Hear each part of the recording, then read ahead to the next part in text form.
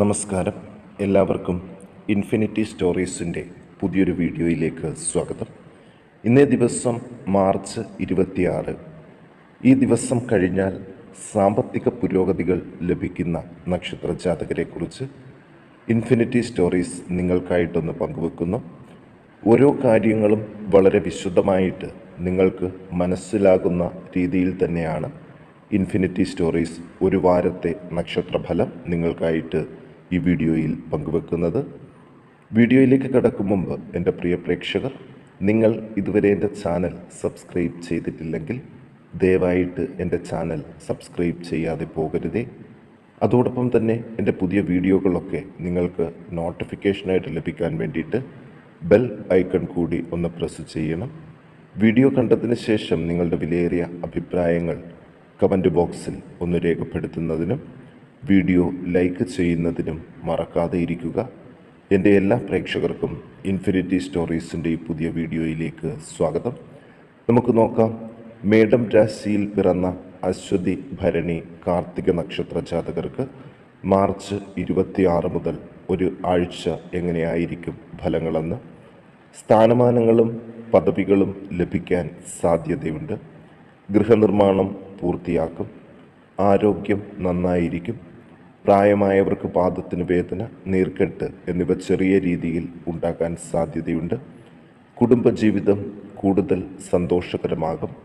ഭാര്യാഭർത്തൃ സൗഖ്യം, സന്താന സൗഖ്യം, ബന്ധുജന സൗഖ്യം എന്നിവയും തൊഴിലിൽ അഭിവൃദ്ധിയും പ്രതീക്ഷിക്കാം. പുതിയ സംരംഭങ്ങൾ തുടങ്ങുന്നവർക്ക് വിജയസാധ്യതകൾ കൂടുതലാണ്.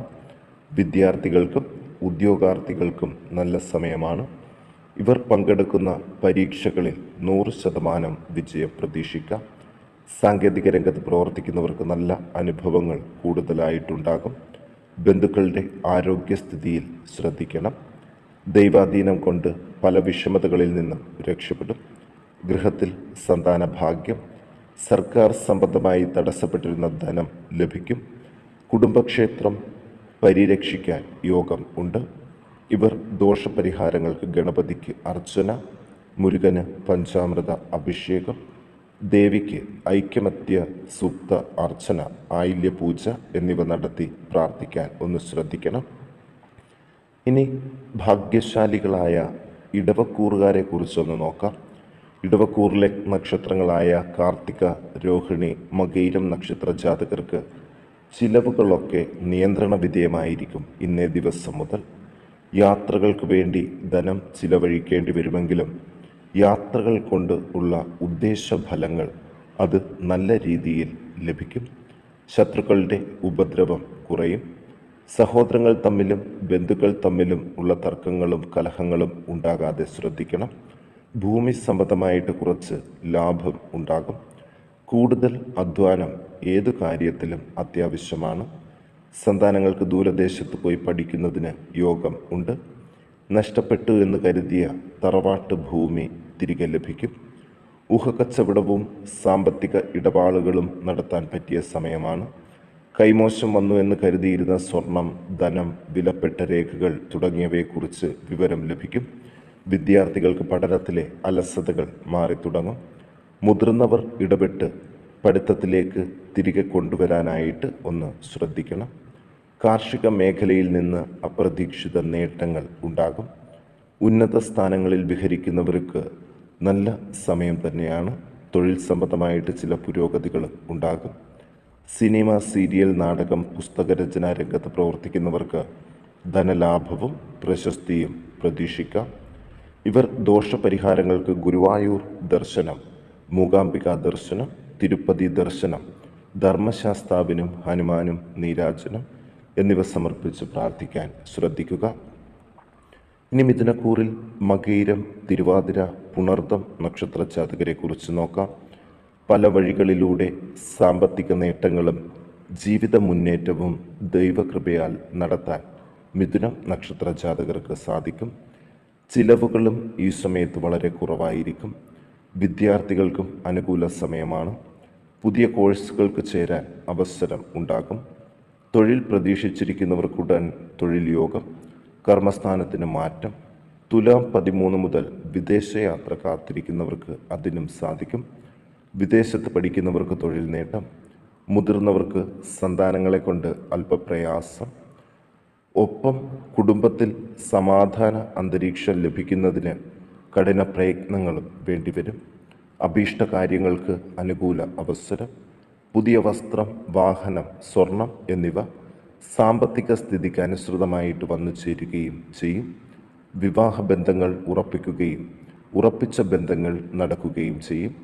കലാകാരന്മാർക്കും നല്ല കാലമാണ്. പുതിയ രചനകൾക്ക് അവസരം ഉണ്ടാകും.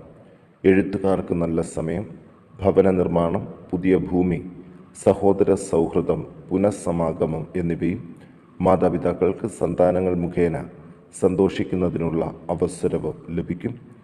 കുടുംബപരമായി ലഭിക്കേണ്ട വസ്തുവകകൾ കൈവശം വരും. ഊഹക്കച്ചവടം, ഷെയർ മാർക്കറ്റ് എന്നിവയിൽ നിന്ന് ലാഭം ഉണ്ടാകും. കണ്ണുവേദന ഈ സമയത്ത് അസ്വസ്ഥത സൃഷ്ടിക്കാൻ സാധ്യതകൾ കൂടുതലാണ്. അലർജി സംബന്ധമായ അസുഖങ്ങൾ മാറിത്തുടങ്ങും. ഭാഗ്യ അനുഭവങ്ങൾ മാർച്ച് 26 മുതൽ, അതായത് ഈ ദിവസം മുതൽ മെല്ലെ മെല്ലെ അനുഭവത്തിൽ വന്നു തുടങ്ങുന്നൊരു ദിവസം കൂടിയാണ്.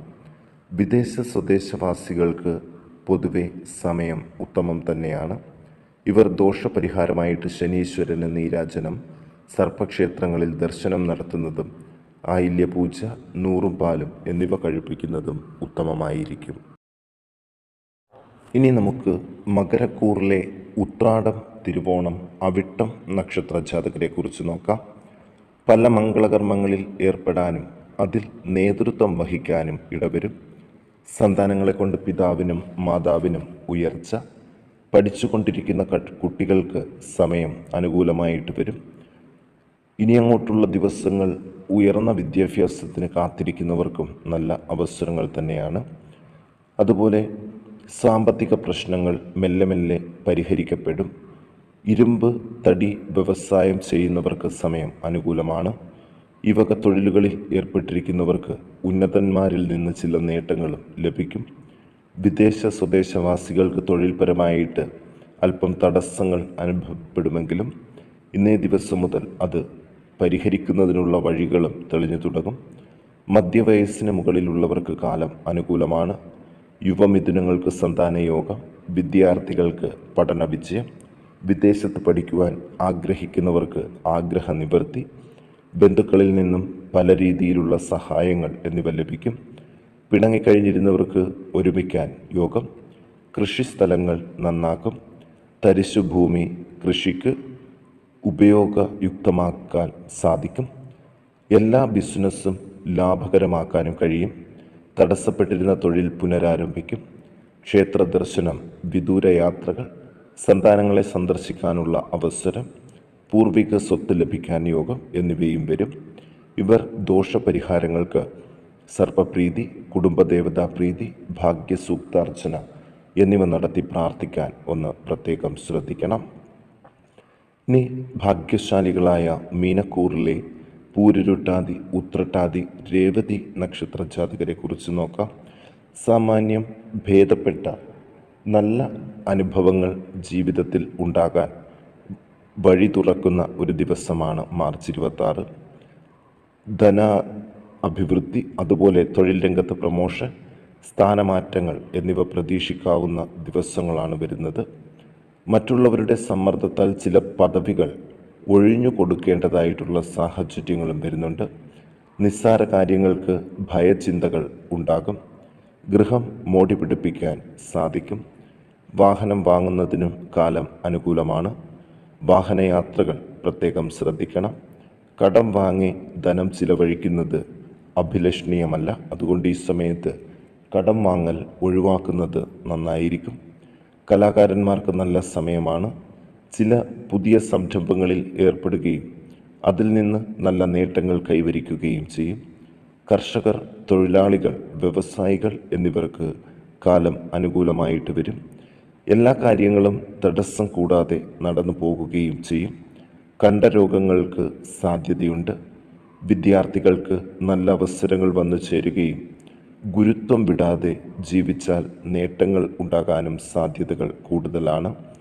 അതുപോലെ അഭിനന്ദനങ്ങൾ ലഭിക്കുന്ന സന്ദർഭങ്ങൾ ഉണ്ടാകും. സന്ധി സംഭാഷണങ്ങൾ, വാദപ്രതിവാദങ്ങൾ എന്നിവയിൽ വിജയിക്കും. പൊതു ഇടത്തിൽ പ്രശംസയ്ക്ക് പാത്രമാകുകയും ചെയ്യും. മീനക്കൂറിലെ പൂരുരുട്ടാതി, ഉത്രട്ടാതി, രേവതി നക്ഷത്ര ജാതകർ ദോഷപരിഹാരങ്ങൾക്ക് രാഹുകേതു പൂജ നടത്തുക, നാഗർക്ഷേത്രങ്ങളിൽ പോയി സർപ്പാനുഗ്രഹം നേടുകയും ശിവക്ഷേത്ര ദർശനം, ഗണപതി ഹോമം എന്നിവ നടത്തുകയും ചെയ്യുന്നത് ഉത്തമമായിരിക്കും.